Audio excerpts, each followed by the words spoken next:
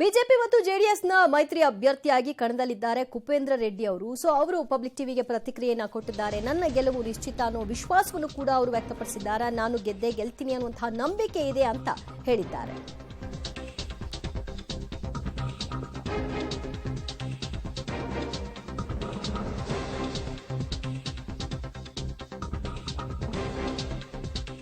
BJP ಮತ್ತು ಜೆಡಿಎಸ್ನ ಮೈತ್ರಿ ಅಭ್ಯರ್ಥಿಯಾಗಿ ಕಣದಲ್ಲಿದ್ದಾರೆ ಕುಪೇಂದ್ರ ರೆಡ್ಡಿ ಅವರು. ಪಬ್ಲಿಕ್ ಟಿವಿಗೆ ಇದೀಗ ಪ್ರತಿಕ್ರಿಯೆಯನ್ನ ಕೊಟ್ಟಿದ್ದಾರೆ. ನಾನು ವಿಶ್ವಾಸದ ಮತದ ಮೇಲೆ ನಂಬಿಕೆಯನ್ನ ಇಟ್ಟಿದ್ದೀನಿ. ನನಗಂತೂ ಗೆಲ್ಲುವ ವಿಶ್ವಾಸ ಇದೆ ಅಂತ ಅನ್ನಿಸ್ತಾ ಇದೆ.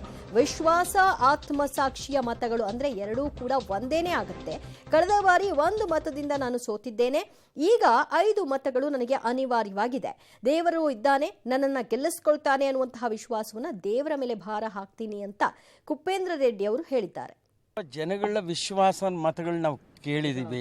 ಅಡ್ಡ ಮತದಾನ ಅಂತ ಕೇಳಲಿಲ್ಲ. ವಿಶ್ವಾಸದ ಮತಗಳನ್ನ ಏನಾದ್ರು ಅವ್ರ ಮತ ಹಾಕಂಗಿದ್ರೆ ಅದರಲ್ಲಿ ನಾವು ಗೆಲ್ಲೋ ಚಾನ್ಸಸ್ ಇದೆ. ಯಾವ ಪಾರ್ಟಿನಲ್ಲಿ ಆಗಿರ್ಬೋದು ವಿಶ್ವಾಸ ಮತಗಳೇನಾದ್ರು ಬಂದ್ರು ಬರ್ತವೆ ಅಂತ ಹೇಳಿದ್ರು. ವಿಶ್ವಾಸ ಆತ್ಮಸಾಕ್ಷಿ ಎರಡು ಒಂದೇ ಅಲ್ವಾ? 1 ಓಟಿನಲ್ಲಿ ಸೋತಿದ್ದೀನಿ, ಇವತ್ತು 4 ಓಟು 5 ಓಟಿದೆ. ಅದರಲ್ಲಿ ಏನಾಗ್ತದೆ, ದೇವರಿದ್ದಾರೆ ನೋಡೋಣ ಅಂತ. ನೋಡಪ್ಪ, ಜನಗಳ ವಿಶ್ವಾಸ ಮತಗಳು ನಾವು ಕೇಳಿದೀವಿ.